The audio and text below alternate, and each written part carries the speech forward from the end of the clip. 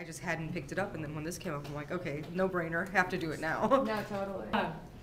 Well, for me, it sounded like it was inspiring, and we're reading the Success Principles also, so I've been really involved and I'm really enjoying that group. So I thought, well, I'll pick this up. And I had seen it at the bookstore too, and I looked at it and go, oh God, I have so many books to read right now. And I just felt like, for me, I sounded really inspiring, and I'm kind of on a spiritual journey right now, and I really thought this would kind of help push me towards where I'm trying to go. He's #1. No, I don't know if I'm a #1 fan, but like I read The Power of Now about 6-7 years ago. It was like, I thought it was so profound. And then last summer, like spring, summer, it was just like I spoke with somebody in transitions, and I started listening to The Power of Now and A New Earth like daily, like for 2-3 hours. Before I had read it, but now I listen to it. And it's like the shift was just, it was so powerful that like, I just, what I'm amazed about Oprah is how she's so open about it, and she just, goes and says it. I really feel that I wanted to share it, but I was like, how, it's such a personal thing. Like, if people are not ready, if people are, depending on like where you are, in your life, it's kind of like either it calls you from a bookstore or like you have a conversation with somebody or something. But Oprah, she's just so courageous. She's like, okay, we're doing this. Whoever's gonna be called to participate is definitely gonna participate. And it's just, I'm really like, I smile every time when I think about it, because I've wanted this to be part of the, people to read it, and it's happening. And I love that she writes, those who are ready will be awakened, and those who won't, it just won't. Yeah. Because that really tests the ego itself, because it's like, some people are like, I don't want to be left behind, I better be ready, Yeah. But it challenges you to step up and really look at yourself and say, why is this resonating with me? Why isn't it resonating with me? What am I missing, or what am I gaining from it? So it's exciting. Lilu is one of the co-founders of Co-Creating Our Reality, and she has the 100-Day Challenge online, and you will never not see that video camera with her, ever. So don't go to a public restroom with her. I would highly recommend not going to the restroom with her, but this will probably be on YouTube and Ning tomorrow. So question 2, are there specific areas of your life that you think will benefit from the lessons of A New Earth? How can you incorporate the book's teachings in your life today? I think that the whole thing, anytime you balance your thoughts, which no longer really become your thoughts, it just kind of become your being, and you're aware of the voice, it changes everything. It changes relationships, it changes money, it changes how you feel about yourself. It's a shift that doesn't leave anything behind, I don't feel. Oh yeah, absolutely, I agree. I think that until we are actually at the point where we have shifted back into the spiritual, back into the ethereal, and we are still in the physical, there's always room for enhancement and always room to grow and just to create more expansion in our lives. And anything like this just helps us to bring us up level by level. I think Justin had a point. For anybody who's ever worn eyeglasses or anything, it's like when the doctor puts like the slide in front of your eye and they're like A or B, like once they flip it over and you can see better, you're like, just choose the B automatically or the A, whichever one's better. So like now that I've read this, I can't go back to not being able to see. It's like I have this new lens in front of my face that every single like aspect of my life, whether it be money, relationships, anything, it's gonna have this filter in front of it, which is this new consciousness, which I'm really excited about. Amazing about this whole thing is the broadcast of this kind of information across the world means that this kind of information is being attracted by human beings across the world.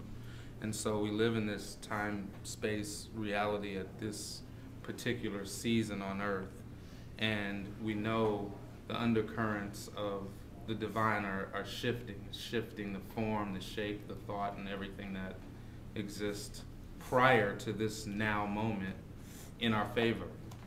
And so it's for me, I'm just so happy that everyone is here, not only in the room, but here on the webcast, attracting this kind of information and letting the walls that we construct with our egos fall down.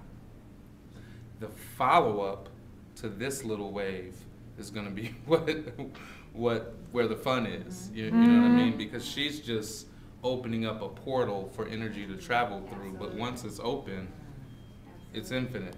Yeah. And I do think there's a feeling of oneness that really resonates. Exactly. Yeah.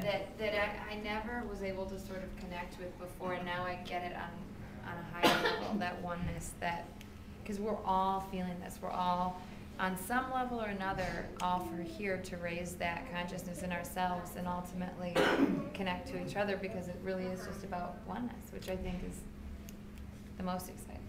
And I think that that actually becomes more powerful as we Absolutely. go ahead and work on ourselves, and we do raise ourselves, because all of us, our consciousness has been raised, and therefore we just attract each other much. Yeah. There's that much more The collective magnetism energy. to finding each other, and we just bump into somebody in a line at the grocery store, and all of a sudden you realize, well, wait a minute, this person has these same thoughts as me, and we're resonating on the same level.